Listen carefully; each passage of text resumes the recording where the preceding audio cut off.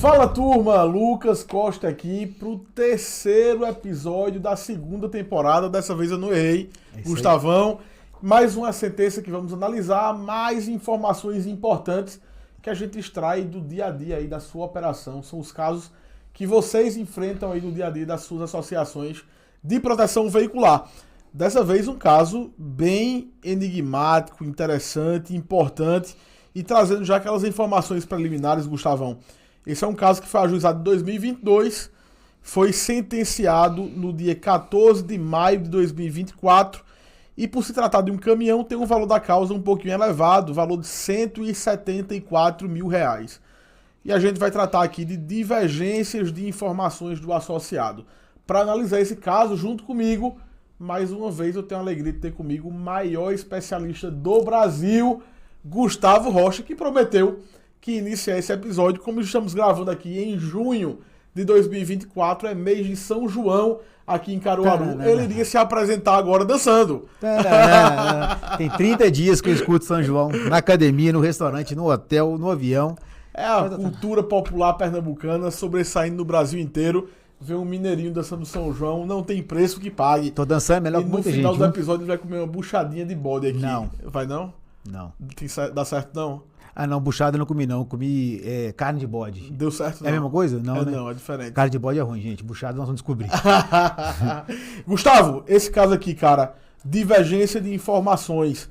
Obviamente que a gente vai aprofundar aqui, mas isso acontece com um pouco de frequência, né? Como é que a gente Esse vê caso isso? nós vamos ter que ser um pouco mais sucinto e fica porque são vários tópicos, eu acho que levantam, né, o debate.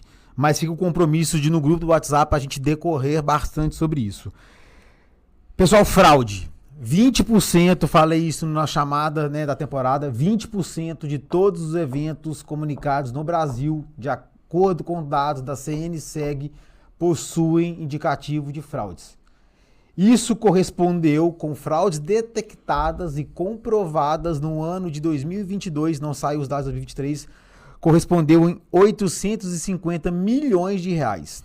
E aí tem fraudes pequenas, fraudes grandes, em saúde, auto, etc e tal. Então aí eu te pergunto, você acha que não tem fraude dentro da sua associação, dentro da sua operação? Para não alongar muito, a melhor forma de coibir a fraude é com treinamento, tecnologia e processos bem formatados, que foi o que aconteceu nesse caso aqui. Bacana. Tá? Contextualizando, é um caso de 174 mil reais, se a associação tivesse perdido, aconteceu em 2022, tem correção? 250, 300 mil. Tem honorários, então é muito delicado entrar na fraude. O que aconteceu aqui, já passando a bola para o doutor, a associação constatou que as versões estavam divergentes, como possivelmente poderia ter acontecido. E qual que é o ponto importante, pessoal? O associado, quando abre um evento, ele vai repetir ou deve repetir a versão por várias vezes. Quais são? Gravação da assistência 24 horas, boletim de ocorrência, termo de abertura, comunicação do terceiro, possivelmente uma entrevista gravada, caso haja dúvidas, e numa sindicância. São 6 momentos que o associado conta a versão dele. A lei... Faltou a lei, mas a lei, tem uma lei que fala que se mentir em documento público é de 1 a 5 anos de prisão mais multa. Terminando a contextualização, a maioria das fraudes que existem, a grande maioria, mais de 90%, ocorrem de oportunistas ou vingativos. O que são isso? São pessoas que buscam uma possibilidade de ganhar algo que ela errou ou que ela está perdendo. Não é o criminoso profissional. Se o criminoso, o crime organizado, bater na sua associação, já te garanto, você vai levar ferro. Porque é organizado, são profissionais.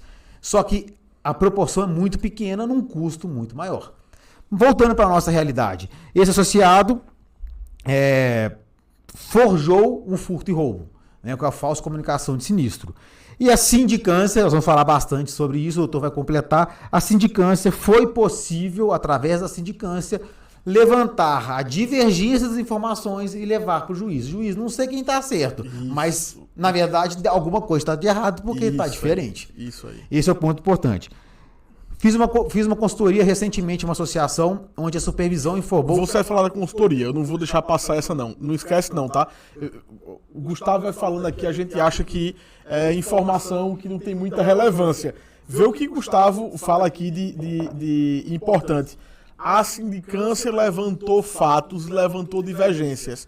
A sindicância provou que o associado estava mentindo? Não provou. Não, exatamente. Não provou. Em nenhum momento a sindicância trouxe uma prova cabal de que o associado estava mentindo.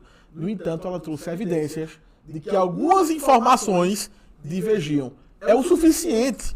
Então não é provar que a versão é mentirosa, é enganosa, mas é levantar divergências que vai descredibilizar ali. Então é importante vocês atentarem.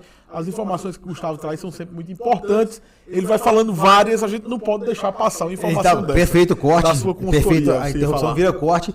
Falamos sobre o tipo de fraude, falamos sobre as várias versões, né? E agora eu vou falar da consultoria. Sim. Em uma consultoria que nós prestamos recentemente, era regra dentro da associação, dentro do departamento, não era regra, virou uma cultura, né? Uma descrença que a sindicância não tem valor nenhum. Não estou defendendo sindicantes, até porque tem sindicantes bons e ruins. Sim. Estou defendendo o fato que a sindicância tem sim valor, mesmo sendo uma prova unilateral, mas conforme o doutor falou, ela serve para trazer para o juiz fatos, mostrar para ele a materialização de fatos, mas não caiam na bobagem, pessoal, de achar que sindicância não tem validade. Muito antes, pelo contrário. Ela tem validade sim, desde que ela seja feita de uma forma correta, de um trabalho muito sólido, e aí serve para dar sequência na defesa do departamento jurídico. Excelente. Eu vou me apegar a esse último posicionamento trazido por Gustavo, porque foram muitas informações importantes. Gustavo, não é a sindicância. É a sindicância, é a perícia, é a conversa no WhatsApp. Qualquer prova, ela pode ser contestada. E qualquer prova, ela pode ser invalidada pelo judiciário. Ela não foi produzida da maneira correta, ela não cumpriu as exigências da lei. Eu vou trazer um exemplo básico de uma prova produzida por um delegado de polícia, por um agente de polícia. Se ele não tiver mandado judicial para adentrar em uma casa e não tiver nas exceções da lei, como estado de flagrância, por exemplo, e ele entrar numa casa e encontrar droga, essa prova não vai ter validade judicial. Perfeito. Então perceba, qualquer prova, inclusive uma produzida por um delegado de polícia ou agente de polícia, ela pode ser invalidada. No entanto, da mesma maneira que qualquer prova pode servir para convencer o juiz daqueles fatos que são alegados. Então, é muito importante que a associação entenda que tudo que ela puder colacionar de provas, de evidências, ela vai trazer para o técnico, para o setor de eventos, para o jurídico. E vamos ter o entendimento de que isso aqui é importante a gente utilizar, isso aqui não é, para construir um processo robusto e culminar numa sentença aqui, como é o caso, que economizou pelo menos 250 mil, 300 mil para os cofres da associação. Mas a gente já trouxe inúmeros insights importantes, estamos em quase 10 minutos de podcast e a gente ainda não falou sobre o caso. Eu vou ler aqui, na passagem da sentença, um trecho que diz mais ou menos o que é o caso. Compulsando os autos, de acordo com a narrativa fática e o boletim de ocorrência lavrado, a parte autora, que é o associado, informa que, no dia 23 de fevereiro, o senhor, aqui eu não vou dizer o nome da pessoa, o senhor tal deixou o veículo no estacionamento do posto Shell, na BR tal, localizado no município tal. E ao retornar no dia 7 de março, ou seja, 15 dias depois, mais ou menos, 10 dias depois, ao retornar no dia 7 de março para buscá-lo, não o encontrou no local, pois o bem fora objeto de furto, conforme boletim de ocorrência prestado em anexo. Ou seja, o fato é que o caminhoneiro deixou o veículo no posto de combustível e voltou para buscar 10 dias depois e o veículo supostamente tinha sido furtado por alguém, por algum criminoso. Ocorre que, fazendo ali o boletim de ocorrência, e aqui tem uma passagem que é importante, que o juiz é o seguinte: no presente caso, a cláusula expressa no contrato firmado entre as partes, constando a advertência da possibilidade de a parte demandada, a associação, realizar sindicância para averiguar a veracidade dos fatos. Gustavo, é obrigatório constar no regulamento interno que a associação pode fazer sindicância? Não é obrigatório. Mas perceba que numa sentença judicial, o juiz diz, olha, a associação está de boa fé e fez a sindicância, mas está de boa fé porque no próprio regulamento consta que ela pode fazer a sindicância. Então, consulte no seu manual, no seu regulamento interno.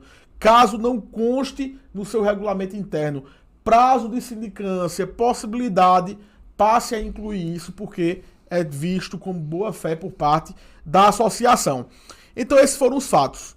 Com base nisso, o que é que a associação fez? Contratou a sindicância. E a sindicância constatou que, primeiro, adulteraram o rastreador do caminhão. E segundo, essas datas que foram citadas pelo associado, verificando as imagens da câmera de segurança do posto de combustível, não batia com as informações do associado. Em razão disso, ficou comprovado que as datas não procediam, fatos foram ocultados e chegou na divergência. Em nenhum momento foi provado que a versão era mentirosa. Foi comprovado que haviam divergências. Como haviam divergências, como prevê o regulamento interno, com divergências a gente pode negar. A dinâmica do fato não estava de acordo com o que foi informado, a gente poderia negar. Eu queria não só falar sobre esse caso, Gustavo. Esse caso está resolvido, ótimo. Mas você traz uma informação que é importante. São várias as vezes que o associado precisa repetir a mesma informação. Mas se você não tiver preparado para solicitar do associado essas informações de forma minuciosa, ele vai falar só o básico. Eu fui roubado na rua tal, levaram meu veículo, ponto final. Isso ele consegue repetir 20 vezes sem cair em contradição, concorda comigo? Seu departamento de eventos está preparado para perguntar os detalhes do caso, mas você ia para onde? Você ia com quem? De onde você veio? Quando você pergunta esse tipo de informação, ele vai ter que construir essa narrativa na hora. Ele vai dizer que veio da casa da namorada, o rastreador viu que ele não passou por aquele endereço, ele vai falar que estava com um amigo, o amigo não vai confirmar a versão. Então, não basta ouvir do associado, a gente precisa estar preparado para fazer as perguntas de forma correta. São as perguntas que vão conseguir fazer com que a gente encontre essas divergências de informação. Não é isso, Gustavo? Perfeito. Esse caso é muito legal, pessoal, que gera muitos insights. Já anotei aqui 6 que eu vou falar os tópicos pra gente falar no grupo do WhatsApp. Vamos lá. Se a gente fosse falar, esmiuçar... Não, esses casos aqui tem 10 páginas. Primeiro ponto. É necessário apresentar para o associado a conclusão da sindicância. É direito do associado. Não apresente a sindicância inteira que você vai estar entregando as provas para ele. Mas o laudo, a conclusão da sindicância é interessante entregar, que é direito do associado. Outro ponto. Ao buscar uma sindicância, não busque um sindicante que vai negar de qualquer motivo, de qualquer forma. Sim. Ele vai te trazer um problema gigantesco para a sua operação. Porque você vai acreditar no laudo dele, você vai acreditar no trabalho dele, e isso vai gerar, possivelmente, até um dano moral lá na frente.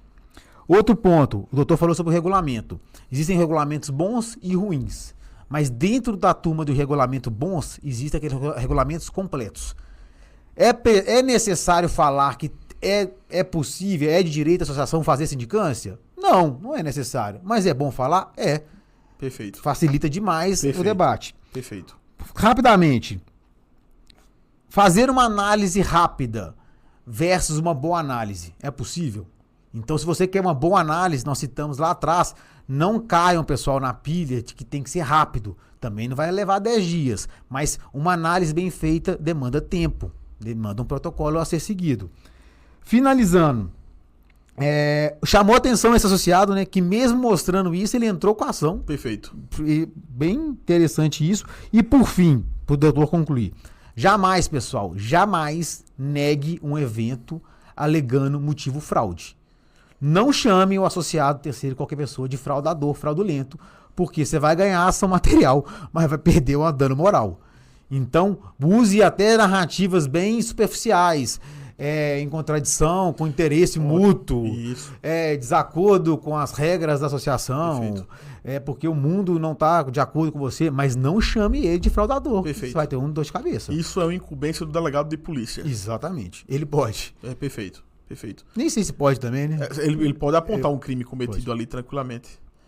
São esses pontos, Gustavão? Tem outros? Todos esses. Acabou, né? Eu queria só, para finalizar, pessoal, acho importante também a gente falar do primeiro ponto que o Gustavão trouxe aqui pra gente, que é a necessidade de apresentar a perícia para o resultado, o laudo da investigação. Perceba, é importante que você tenha ali a carta na manga para você utilizar em eventual processo judicial. No entanto, quando esse conjunto probatório ele foi bem construído e você passa esse parecer para o associado, prezando pela boa-fé, pela transparência, o associado entende que a prova foi tão bem construída que é melhor ele tentar lesar outra associação. Com essa não vai funcionar. E na maioria dos casos, ele sequer ajuiza uma ação. Isso é praxe, a gente tem os percentuais aqui no escritório. Em alguns casos, ainda assim, ele ajuiza, que foi esse caso. No final da sentença aqui, a gente vai colocar no grupo a cópia da sentença, na penúltima página, salvo engano, vou dizer agora, e na página número 7, tem aqui que o associado foi condenado a pagar para o advogado, no caso para o nosso escritório, 10% do valor da causa, porque ele perdeu o processo. Então ele perdeu aqui e vai ter que pagar para a gente cerca de 20 mil reais. Então não vale a pena fraudar e, obviamente, vendo que essa prova foi construída de forma robusta pela associação, isso inibe o fraudador. É aquela coisa, né? O bandido vai ver duas casas, uma com muro de 5 metros de altura, cerca elétrica e um cachorro, e outra só com uma cerca. Ele vai tentar invadir qual casa. E se passar, a notícia vaza, né? A notícia vaza, pois é. Então perceba que esses procedimentos que a gente constrói previamente, inclusive, faz com que a criminalidade da região que sua associação atua prefira tentar fraudar em outra associação do que na sua. Então tome essas medidas, essas cautelas. Só contar com o serviço do Costa Marinho da gestão segura já inibe o fraudador, viu? Não é isso, Gustavão? Pessoal, mais uma sentença analisada, estouramos o tempo para variar. Encheu o time de São João. Começou e termina dançando São Joãozinho aí, né? Até o próximo, quinta-feira, 7 horas. Esse pessoal. Não é o ponto alto do nosso podcast. Até o próximo.